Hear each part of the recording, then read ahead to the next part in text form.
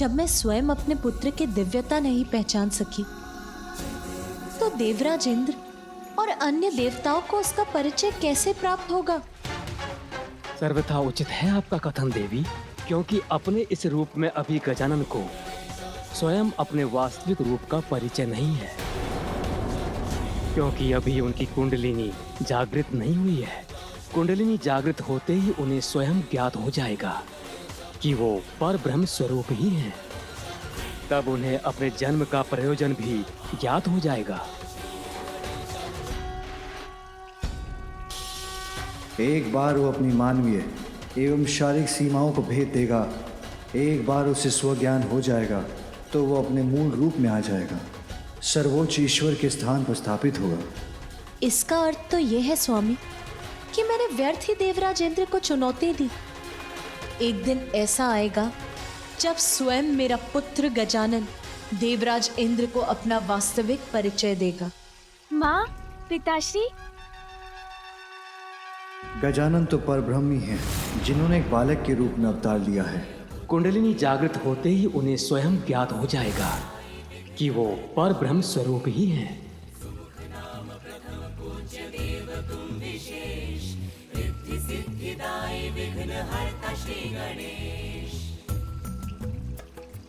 मुझे आप सभी की दृष्टि से ओझल हुए इतना समय हो गया और आप में से किसी ने भी ध्यान नहीं दिया। यदि मुझे कुछ हो जाता तो?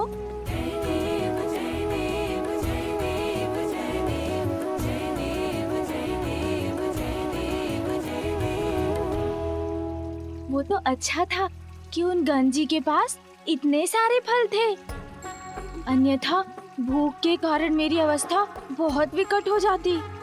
किंतु माँ, मुझे अभी भी बहुत भूख लगी है। चलो पुत्र, भीतर चलो, मैं तुम्हें और दुग्ध देती हूँ। नहीं माँ, अब दुग्ध नहीं, अब मुझे भोजन चाहिए, जैसा भैया को प्राप्त होता है वैसा भोजन।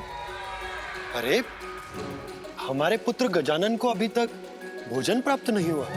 नहीं मामा जी। देवी पार्वती, ये तो सर्वथा अनुचित। उसे अवश्य भोजन मिलना चाहिए। किंतु भ्राता श्री हरि नारायण, मैं उसे अभी अन्न कैसे दे सकती हूँ? उसका अन्नप्राशन। प्रिय, स्वयं अन्नपूर्णा है आप, गजानन की माता हैं, इसलिए आपको स्वयं गजानन का अन्नप्राशन करवाना चाहिए। आहा, मेरा अन्नप्राशन! इससे शुभ भला और क्या हो सकता है। देवी लक्ष्मी, देवी सरस्वती एवं ब्रह्मदेव और विष्णु देव की उपस्थिति में यदि आपके हाथों से गजानन का अन्नप्राशन किसी भी दिव्य उत्सव से किसी भी रूप में कम नहीं है। उचित है नाथ, मैं स्वयं अपने पुत्र गजानन का अन्नप्राशन करूंगी और अन्नप्राशन के बाद उसकी कुंडलिनी जागृत करने के लिए उसकी शिक्षा प्रारंभ करूंगी।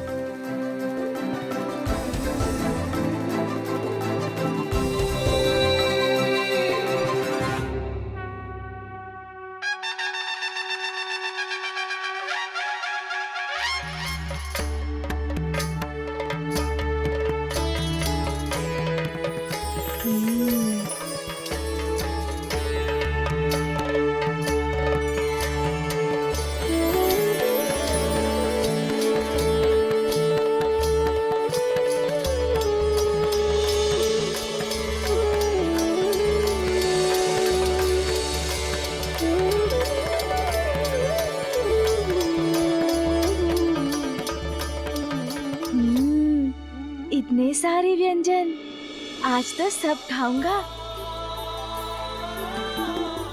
अब हम गजानन का अन्नप्राशन संस्कार प्रारंभ करते हैं। सर्वप्रथम इस परिवार के सबसे बड़े सदस्य, हम सभी के आदरणीय गजानन के नाना महाराज हिमवान उसको भोजन का प्रथम निवाला देंगे।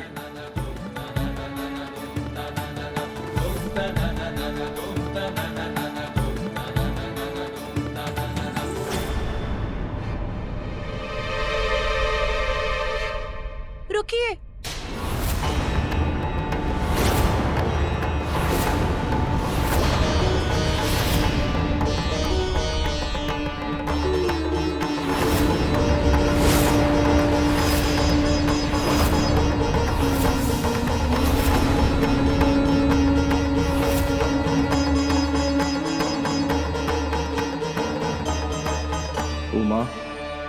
क्या हुआ?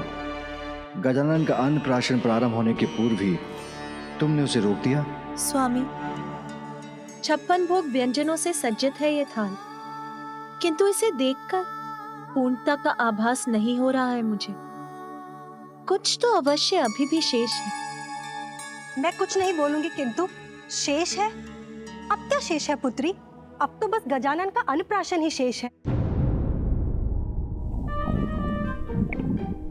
कुछ शेष नहीं माँ मेरे उदर में, बस मेरे द्वारा इन स्वादिष्ट व्यंजनों का भोग लगाना ही शेष है।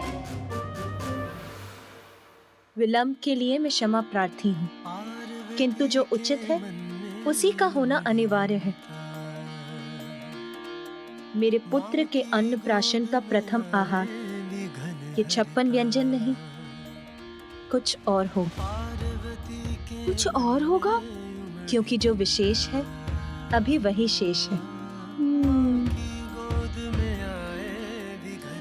आप सभी अपना स्थान ग्रहण कीजिए, तनिक प्रतीक्षा कीजिए, मैं अभी वो विशेष व्यंजन लेकर आती हूँ।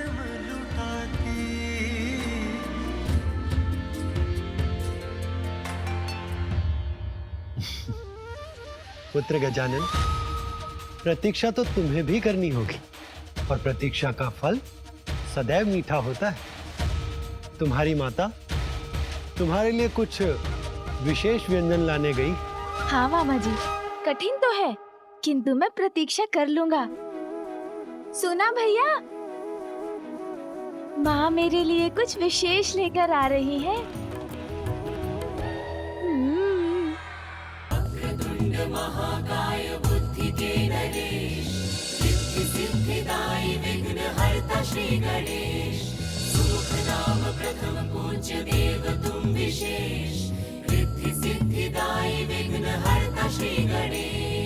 पार्वती माता भी आज गई जान, पुत्र उनका अद्भुत विशेष महान।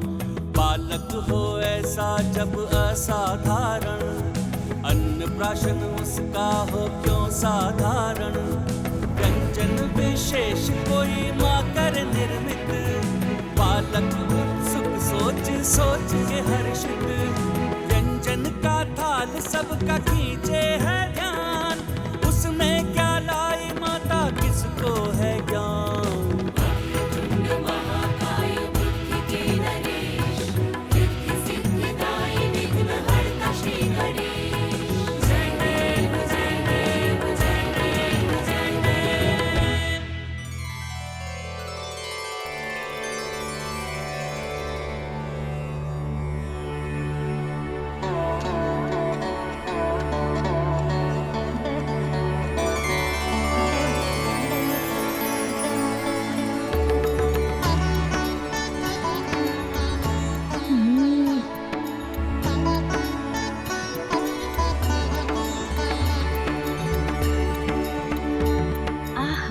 कितना सुंदर है ये, अवश्य बहुत स्वादिष्ट भी होगा।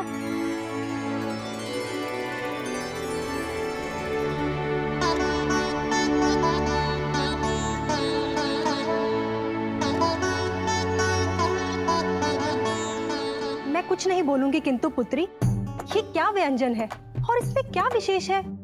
आटे से बना हुआ साधारण मिष्ठान ही तो प्रतीत हो रहा है ये। नहीं नानी जी, ऐसा मत बोलिए, माँ ने मेरे लिए बनाया है तो असाधारण ही होगा ये मिष्ठान, है ना माँ? वैसे इसको बोलते क्या है माँ? मोदक। मोदक?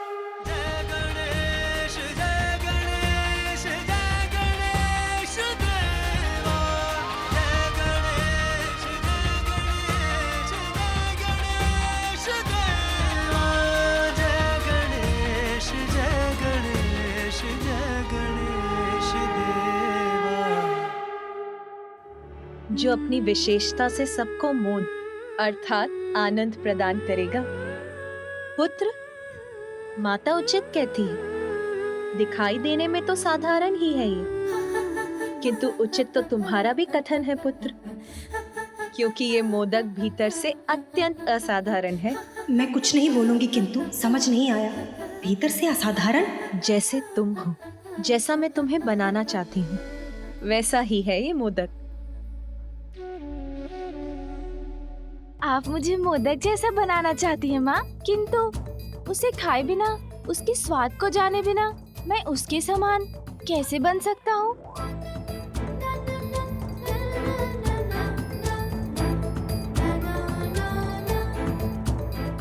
माँ, मैं ये मोदक खा लूँ ना? अवश्य पुत्र। गजानन का अन्नप्राशन मोदक से ही प्रारंभ होगा।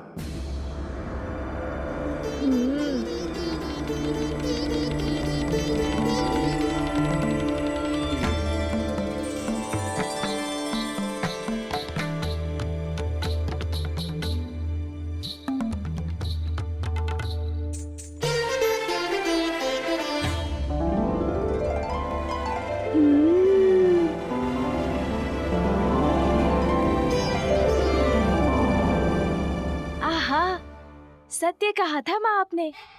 जितना भीतर जाओ, इसका असाधारण स्वाद तो बढ़ता ही जाता है। इतनी मिठास, ऐसा स्वाद छिपा है इसके भीतर, जिसका अनुमान इसे देखकर नहीं लगाया जा सकता। हाँ पुत्र, जैसे मोदक को देखकर कोई नहीं जान सकता कि उसमें कितनी मिठास है, वैसे ही हम सबके भीतर परमात्मा रूपी सुंदर सत्य का वास है। किंतु मोह माया में लिप्त होने के कारण हम उसकी सुंदरता, उनको नहीं जान पाते। उनका परिचय तो मोह माया त्याग कर ही प्राप्त होता है, समझे? हाँ माँ। माँ, आप गजानन की नानी हैं, इसीलिए अब आप गजानन को मोदक खिलाइए।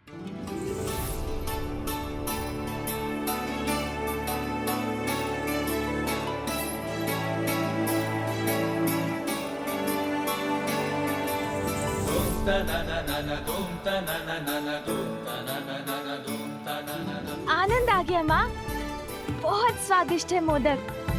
किंतु माँ, ये मोह माया क्या होता है जिसे त्यागना इतना आवश्यक है? हाँ माँ, और इस मोह माया से छुटकारा पाने का उपाय भी बताइए ना। हाँ पुत्र, आत्मा परमात्मा का ही तो अंश है। अच्छे कर्म से ही परमात्मा को पाया जा सकता है। यही तो जीवन का परम उद्देश्य है। किंतु सांसारिक सुखों की लालसा, निज स्वार्थ और इच्छाओं के माया जाल से भ्रमित होकर सभी जीव उन परमात्मा को ही भुला बैठे हैं। तो फिर इस परम उद्देश्य को प्राप्त करने के लिए हमें क्या करना चाहिए माँ? पुत्र, सत्य की साधना, माया को भेदने वालों की समस्त शक्तियाँ और कुंडलिनियाँ जागृत हो उठती हैं और उन्हें अपने भीतर बसी परमात्मा की शक्ति और उनकी सुंदरता से परिचय कराती हैं। वैसे ही पुत्र, जैसे मोदक के भीतर का स्वाद लेने पर ही इसकी वास्तविक मिठास का आनंद प्राप्त होता है। स्वामी, अब आप गजानन को मोदक खिलाइए।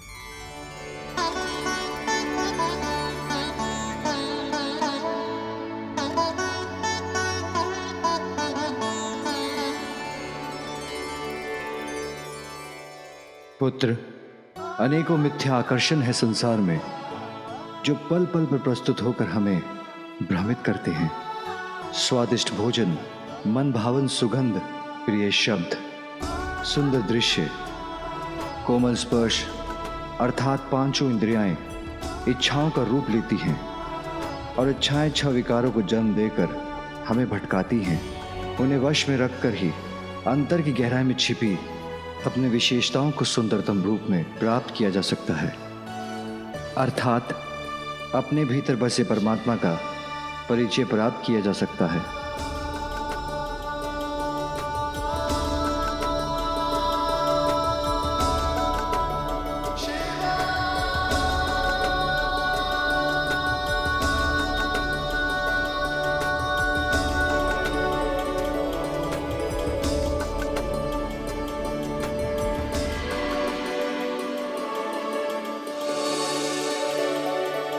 अपनी अंतरात्मा में झांककर अपने अवगुणों को दूर करना, बुराई का मार्ग त्याग कर अच्छाई के मार्ग पर चलना, गुणों को निखारना, परमात्मा से मिलन के अपने परम उद्देश्य पर स्थिर रहना, अपने भीतर छिपी सुंदरता से संपूर्ण जगत को आनंदित करना।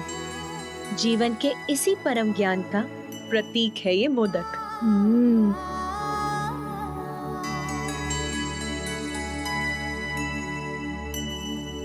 अब आप भी तो अपने हाथों से अपने पुत्र को मोदक खिलाएं।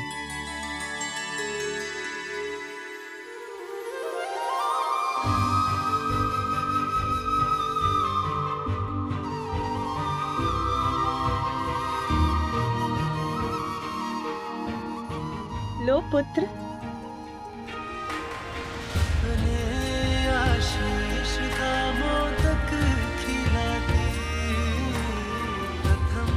देवी पार्वती, जीवन के सर्वोच्च ज्ञान के प्रतीक मोदक की आकृति भी कितनी विशेष है ना।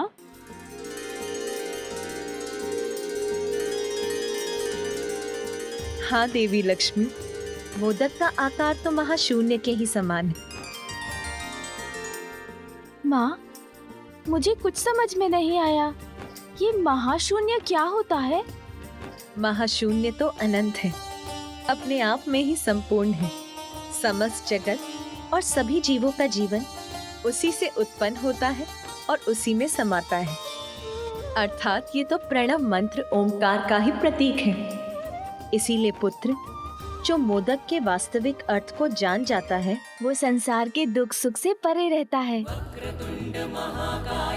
सांसारिक माया जाल से भ्रमित न होकर परमात्मा से स्वयं को जोड़कर पूर्णता को प्राप्त करता है ना माँ?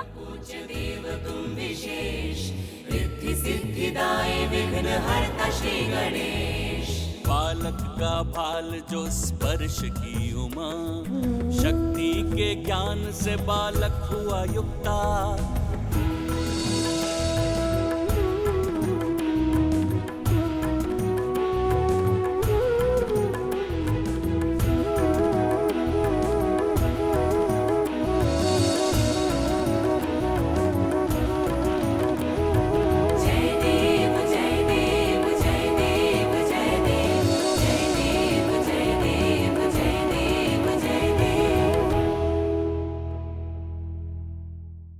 अरे अरे पुत्र, ये लीजिए भैया।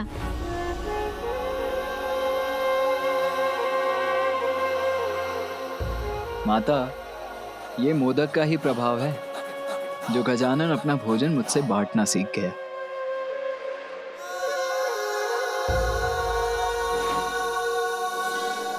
माँ, मैं समझ गया हूँ। कोई कितना भी साधारण क्यों ना दिखाई दे, यदि वो अपने भीतर बसे परमात्मा का परिचय पाकर अपने गुणों को निखार ले, तो वो असाधारण हो जाता है। आपके द्वारा बनाए इस विशेष मोदक से संपूर्ण संसार यही सीख प्राप्त करेगा और आज से मोदक सदैव मुझे अत्यंत प्रिय होगा। पुत्र गजानन, अब तुम्हारा अन्नप्राशन पूर्ण हुआ। अब तुम मन भरकर भोजन कर सकते हो।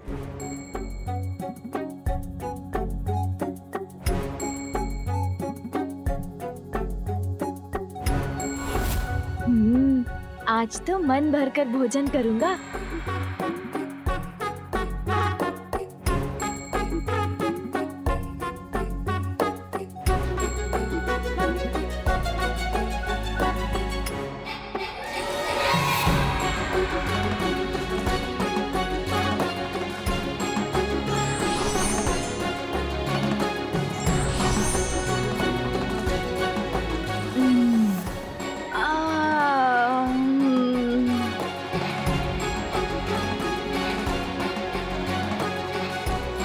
माँ, बहुत स्वादिष्ट भोजन था।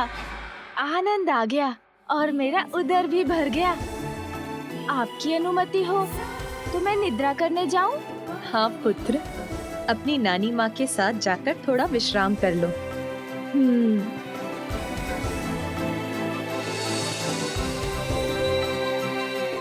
आज विश्राम कर लो पुत्र, क्योंकि कल से तुम्हें श्रम जो करना होगा। कठोर तप कर शक्ति और दिव्यता की साधना करनी होगी।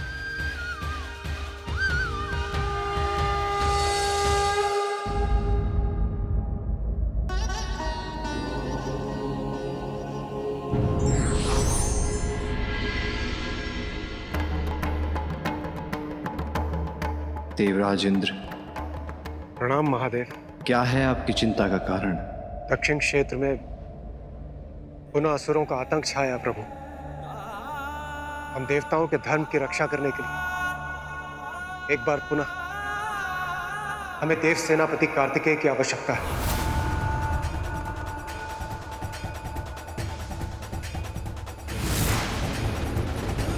अभी तो मैंने अपने लाल को ठीक से अपने हृदय से भी नहीं लगाया। कहीं नहीं जाने दूंगी मैं अपने पुत्र को। अपने पुत्र को अपने से विलग नहीं होने दूंगी और आपको भी ऐसा नहीं करने दूंगी। कार्तिकेय का यहाँ से जाना देवी पार्वती कदापि स्वीकार नहीं करेंगी।